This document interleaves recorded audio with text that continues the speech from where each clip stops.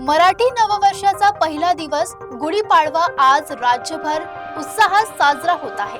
शिर्डीच्या साई मंदिराच्या सुवर्ण कळसावर पारंपरिक गुढी उभारण्यात आली असून साई भक्तांनी दर्शनासाठी मोठी गर्दी केली आहे। मराठी नववर्षाच्या स्वागतासाठी संपूर्ण राज्यात गुढीपाडव्याचा उत्सव पाहायला मिळतोय।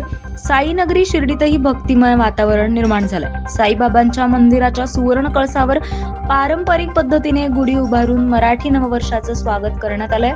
मंदिर परिसरात फुलांची सजावट करण्यात आली असून सकाळपासूनच साई भक्तींची दर्शनासाठी मोठी गर्दी पाहायला मिळते। गुढीपाडव्याच्या निमित्ताने साईबाबांच्या चरणी माथा टेकण्यासाठी राज्यासह देशाच्या विविध भागातून भक्त शिर्डीत दाखल झालेत।